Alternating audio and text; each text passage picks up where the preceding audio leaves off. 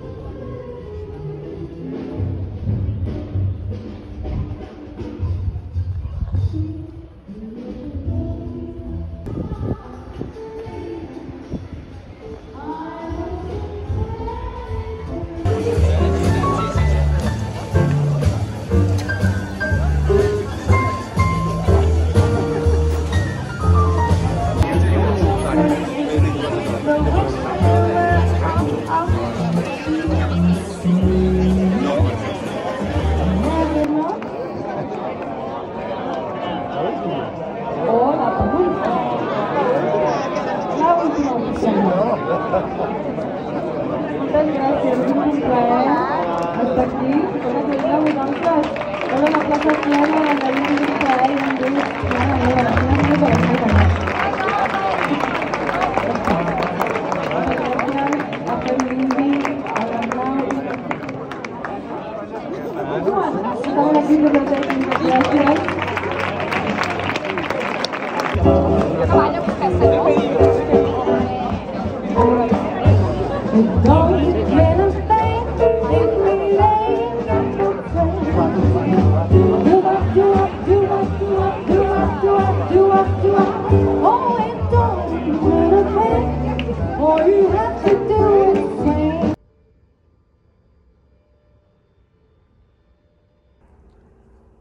연구실에 도착했어요. 연구실 처음 와보는 건데 지금 9시 반인데 제가 1등입니다. 교수님 연구실은 바로 맞은편에 있는데 여기가 그 대학원생, 박사생 오피스라고 해가지고 사용 자유롭다고 해서 앞으로는 여기에서 공부를 해보려고 합니다. 뭐라는지 모르겠지만 먹어도 된다는 듯?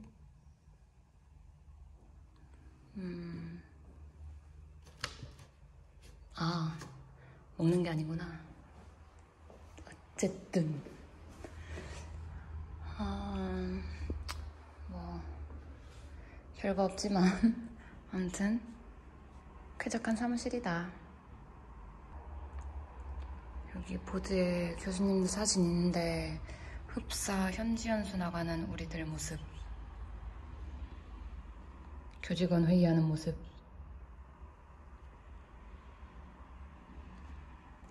거의 학교와 다를 바가 없군.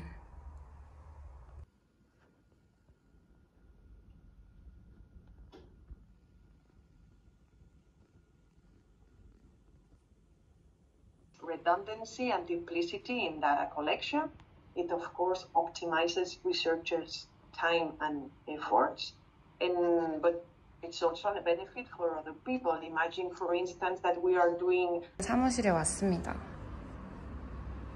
물론 아무도 없지만, 오늘도 아무도 없을 것 같지만 해야 할 게 있으니까 일단 왔습니다. 그리고 오면은 이렇게 겁나 큰 창문이 있는데 이 창문을 열어서 환기를 합니다. 저 아니면 환기할 사람도 없을 듯. 그래서 어제는 저거 창문 열고 위에 여기가 이렇게 가로도 또 열리고 위로 이렇게도 제껴지는데 그거 잠금이 동시에 2개가 풀려가지고 문이 이렇게 돼버리는 사태가 일어났는데 오늘은 좀 정신을 잘 차려가지고 문을 닫으려고요. 아직 학기 뭐 끝날 때가 다 되긴 했지만 다 끝나지도 않았는데 다들 어디 가서 뭐 하나 몰라요. 나의 동지들을 만나기가 너무 어렵네요.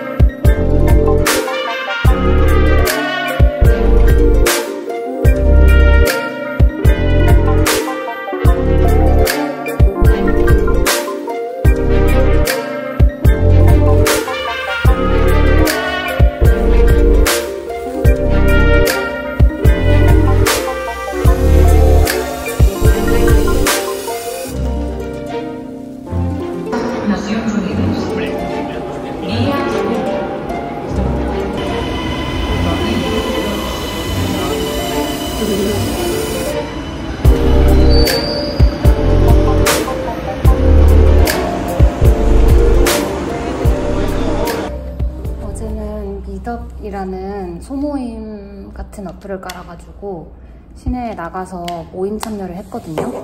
근데 그 어플을 처음 써보는데 아무래도 학교 내에서는 다양한 사람들을 제가 지금 직접적으로 만나기는 어려워서 그런 모임을 나가는 게 어떨까 제안을 친구가 해줘가지고 한번 시도를 해보게 된 거거든요. 그래서 2개를 참여 신청을 이렇게 눌러놨는데 하나는 토론 모임이고 다른 하나는 독서 모임이에요. 그래서 이게 소모임 어플하고 비슷하게 주제가 엄청 다양하게 있고 그리고 모임을 개설하는 사람이 방장 역할을 맡아서 그 모임을 이제 설계를 하거나 진행을 하거나 이렇게 운영을 하는 거죠. 그래서 토론 모임의 제목이 소크라테스 클럽이에요. 그리고 가서 보니까 7시 반부터 9시 반까지 2시간 동안 토론을 진행을 하는데 진행자가 있어요.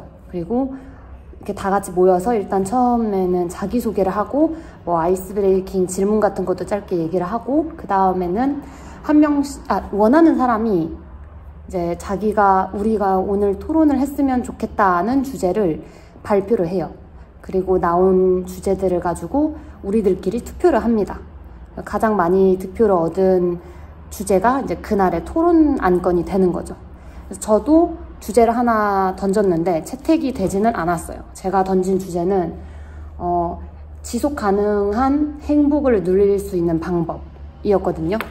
그리고 채택이 된 거는 이제 2차 투표까지 갔는데 2차 투표 간 안건 2개는 하나는 폴리아모리에 관한 거고 폴리아모리에 대해 어떻게 생각하느냐 다자연애 그거였고 두 번째는 성 역할과 현대 사회에서의 그 기능 성 역할이 정해져 있는 게 젠더롤이 정해져 있는 게 과연 사회 구성원에게 어떤 효과를 불러일으키는가 그게 부정적이라면 어떻게 대처하고 극복해 나갈 수 있는가 순기능이 있는가 이런 흐름으로 토론이 진행이 됐어요.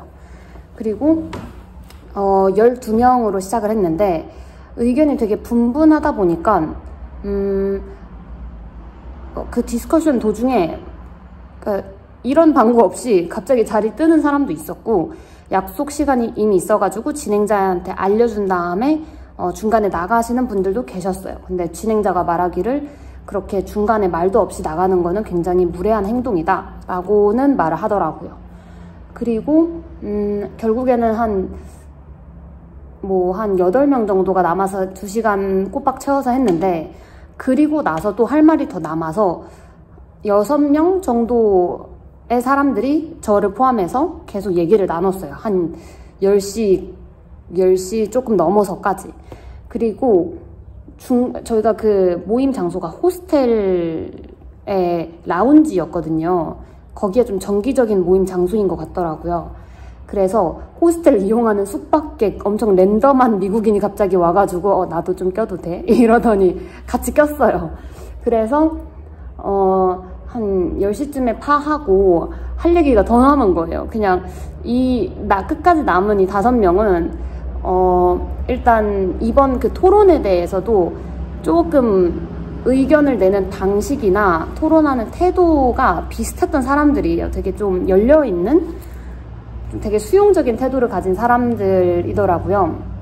그래서 어제 만났으니까 수요일 날 만났는데 금요일 날 그 5명 중에 1명이 자기 생일이래요. 근데 여기 바르셀로나에 온 지 얼마 안 돼서 친구들이 많이 없다 그래가지고 생일 파티 겸 다시 한번 만나서 우리 다른 주제로 토론해보는 건 어떻겠느냐 해가지고 좋아요 해가지고 금요일 날에 또 만나서 뭐 커피 한잔하고 그렇게 할 것 같습니다.